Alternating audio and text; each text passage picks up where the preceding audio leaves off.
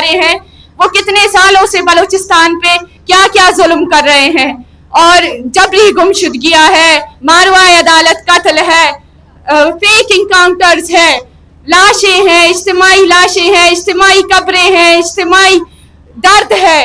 جو ہم پچھلے 75 سالوں سے سہ رہے ہیں۔ پچھلے 75 سالوں سے ہم اس درد کو، ہماری نسلوں نے برداشت کیا، ہم برداشت کر رہے ہیں۔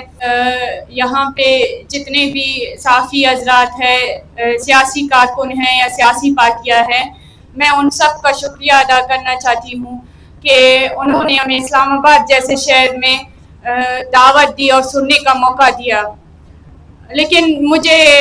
حیرانگی نہیں ہوگی اس بات پہ کہ یہی جو سیاسی کارکنان بیٹھے ہوئے ہیں یا میڈیا کے حضرات بیٹھے ہوئے ہیں، ہم پچھلے 17 دنوں سے اسلام آباد میں بیٹھے ہوئے ہیں اور ہمیں نہ سنا جا رہا ہے اور نہ ہمیں کوریج دی جا رہی ہے۔ یہاں پہ آپ سب لوگ بیٹھے ہوئے ہیں آئین تحفظ کے لیے جو دعوت دی ہے،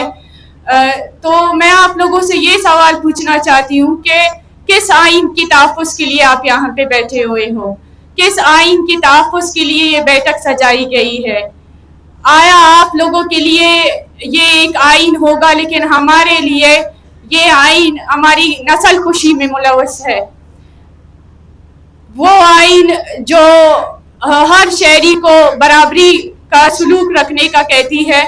لیکن یہی آئین ہمیں بلوچوں کو پچھلے 75 سالوں سے ہمیں غلام کر کے رکھا ہوا ہے۔ یہی آئین جو شہریوں کی تحفظ کی بات کرتی ہے، لیکن یہی آئین بلوچوں کی نسل کشی میں ملوث ہے۔ تو جس آئین کی تحفظ کے لیے آپ لوگ بات کر رہے ہیں، اس آئین کو اسلام آباد کے ایئر کنڈیشنر آلوں میں پڑھا اور سنا جاتا ہوگا، لیکن بلوچستان میں وہ آئین صرف ایک کاغذ کا ٹکڑا ہے۔ بلوچستان میں وہ آئین یا یہاں پہ جو پارلیمان کی خود مختاری کے لیے آئے ہوئے ہیں لوگ، عدلیہ کی آواز کے لیے آئے ہوئے ہیں لوگ، لیکن یہی عدلیہ، یہی پارلیمان، بلوچستان میں یہی میڈیا بے بس اور خاموش ہے۔ یہی عدلیہ بلوچوں کے ساتھ پچھلے 75 سالوں سے انصاف نہیں کر پا رہی ہے۔ یہی پارلیمان جو یہاں پہ بیٹھی ہوئی ہے وہ بلوچستان میں بے بس اور تماشائی کی طرح کام کر رہا ہے، اور یہی میڈیا جو یہاں پہ موجود ہے بلوچستان میں، یہی میڈیا کو اجازت تک نہیں ہے کہ وہ آئے اور ہماری جو نسل کشی ہو رہی ہے یا ہمارے جو احتجاج ہو رہے ہیں یا دھرنے ہو رہے ہیں ان کو کوریج دے۔ تو میں اپنی یہی عدلیہ اور پارلیمان اور جو حکومتی ادارے ہیں یا میڈیا ہے، ان سب کی تصوت سے یہ کہنا چاہتی ہوں کہ بلوچستان میں میری بہن ڈاکٹر مارنگ بلوچ اور ان کی ساتھیوں کے ساتھ بھی یہی کچھ ہوا۔ انہیں 22 مارچ کو اس وقت گرفتار کیا گیا جب وہ ایک پرامن دھرنے میں بیٹھے ہوئے تھے،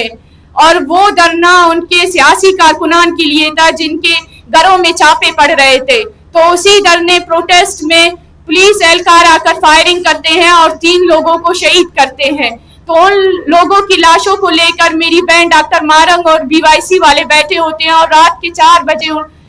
چھاپا مار کر یا کریک ڈاؤن کر کے انہیں گرفتار کیا جاتا ہے، اور 3 مہینے 15 دن 3 MPO کے قانون کے تحت غیر قانونی طریقے سے انہیں حراست میں رکھا جاتا ہے۔ ہم انہی عدلیہ کے پاس جاتے ہیں، بار بار جاتے ہیں، اور تاریخ پہ تاریخ دیے جاتے ہیں، لیکن ہمیں کوئی نہیں سنتا۔ اور جب فیصلے کی باری آتی ہے تو جو جج ہمارے خلاف فیصلہ دیتا ہے اسے جو ہے نا چیف جسٹس کے مراحت سے نوازا جاتا ہے، اور اس کے بعد جو انہیں تھانوں میں شفٹ کیا جاتا ہے یا جو بے بنیاد FIRs ہیں ان کے تحت گرفتار کیا جاتا ہے۔ یہ سب کچھ اسی لیے کیا جا رہا ہے کہ میری بہن یا ان کے جتنے بھی ساتھی ہیں یا ان کی پارٹی ہے، وہ بلوچستان میں ہونے والے پچھلے जितने सालों से जो जुल्म और जबर हो रही है उनके खिलाफ वोटे, उन्होंने आवाज बुलंद किया है और दुनिया को बताया है कि आए देखें कि पाकिस्तान और पाकिस्तान के जो रियासती अदारे हैं वो कितने सालों से बलूचिस्तान पे क्या क्या जुल्म कर रहे हैं। और जबरी गुमशुदगियां है, मारवाई अदालत कत्ल है, फेक इनकाउंटर्स है, लाशें हैं, इज्तिमाई लाशें हैं, इज्तिमाई कब्रें हैं, इज्तिमाई दर्द है जो हम पिछले 75 सालों से सह रहे हैं। पिछले 75 सालों से हम इस दर्द को, हमारी नस्लों ने बर्दाश्त किया, हम बर्दाश्त कर रहे हैं। लेकिन कानून, आइन और जो पार्लियामेंट है वो उस वक्त नहीं बोलते हैं जब हमारी नस्ल कुशी की जा रही हो, वो उस वक्त हरकत में आते हैं जब इनके खिलाफ कोई बोले, जब ये कोई उठ कर बोले कि आपका अदलिया कहाँ है, आपका कानून कहाँ है, आपका आइन कहाँ है, तो ये उस वक्त हरकत में आते हैं जब उनको झंझोड़ने के लिए कोई आवाज बुलंद करे। और मैं यही कहना चाहती हूँ कि हम पिछले 17 दिनों से इस्लामाबाद में इस वजह से बैठे हैं कि बलूचिस्तान में हमें सुना नहीं गया, बलूचिस्तान में मीडिया ब्लैकआउट है, बलूचिस्तान में जो हुकूमती नुमाइंदे हैं वो रियासत के पाले हुए टट्टू है, या हम ये कह सकते हैं कि वो ये हैसियत ही नहीं रखते कि वो आए और हमारे मसलों को हल करे। जब हम यहाँ पे आए, जब हमने अपनी बात रखने की कोशिश की तो इस्लामाबाद के जो लोग हैं या इस्लामाबाद के जो बैठे हुए रियासती अदारे हैं या हुकूमती नुमाइंदे हैं, हमें सुनने के बजाय हमें उठाने की कोशिश कर रहे हैं, हमारी प्रोफाइलिंग कर रहे हैं, हमें हरासा कर रहे हैं, हमें कैंप लगाने की इजाजत नहीं दे रहे हैं और हर रोज अपने एक मीडिया टाउट को बेचते हैं और वो आके हमसे सवालात करते हैं, हमें इस्राएली एजेंट कहा गया, हमें इंडियन एजेंट कहा गया, हमें दहशतगर्द कहा गया, और रोज नए गाली और नए इल्जामात हम पे लगाए जाते हैं। लेकिन हम फिर भी बैठे हुए हैं, हम फिर भी इस उम्मीद में बैठे हुए हैं कि कोई होगा, कोई है जो हमें सुनेगा। और अगर हमें यहाँ से आज नहीं सुना गया, अगर हम यहाँ से आज खाली हाथ लौटे, फिर शायद कोई भी ना हो जो इस्लामाबाद की तरफ रुख करे, फिर कोई भी ना हो जो अदलिया और स्टेट की जो आइन और कानून है उस पे यकीन रखे। तो मैं यहाँ पे बैठे हुए जितने भी सियासी वर्कर्स हैं, सियासी पार्टियां हैं और जो आलमी मीडिया है या इंटरनेशनल मीडिया है, नेशनल मीडिया है, उन सब से दरख्वास्त करती हूँ कि हाँ, जो यहाँ पे मीडिया के लोग हैं, जो कैमरेज हैं, वो इसी कैंप जो हमारा कैंप लगा हुआ है उसी सड़क से गुजरते हैं, उनकी गाड़ियां गुजरती है, लेकिन वो एक दिन भी हिम्मत नहीं करते कि वो आए हमसे पूछे कि आप यहाँ पे क्यों बैठे हुए हैं। वो हमें कवरेज देने की हिम्मत नहीं करते। वो आप आए, उन माओ से उनका दर्द पूछे। कुछ लोग हैं जो हिम्मत करके आके पूछते हैं उन माओ से, उनसे सवाल करते हैं कि आप लोगों के बेटे 10-10, 15-15 सालों से लापता है। 10-10, 15 साल क्या है, हम तो कई सालों से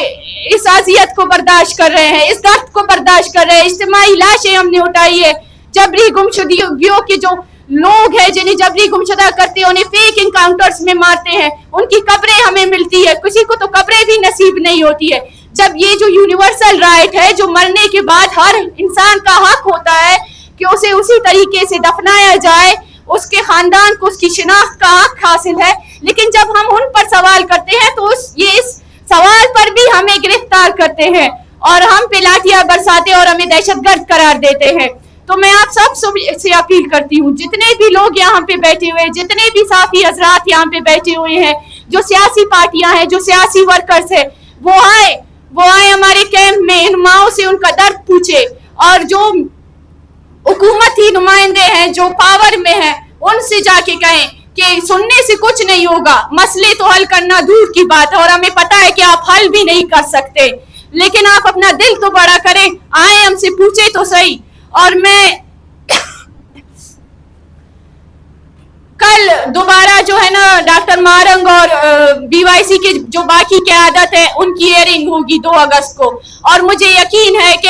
ये जो अदालती निज़ाम है ये पूरा बिक चुका है। ये दोबारा रिमांड पे भेजेंगे और इसी तरह तूल देंगे कि इनको बंद रखने का भी, और ऐसे FIRs है जिन पे चार्जेस ही नहीं बनते हैं, جو اسپیچ کے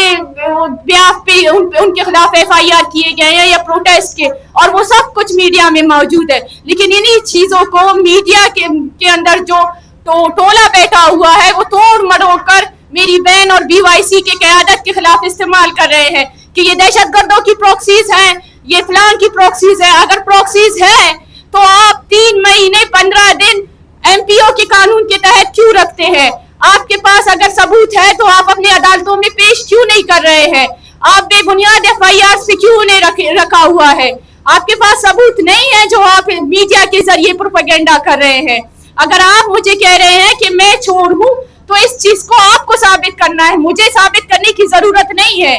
تو میں آپ سب لوگوں سے درخواست کرتی ہوں کہ آپ لوگ آئیں, ہمارے کیمپ کا دورہ کریں, ان ماؤں کا درد سنیں. شکریہ.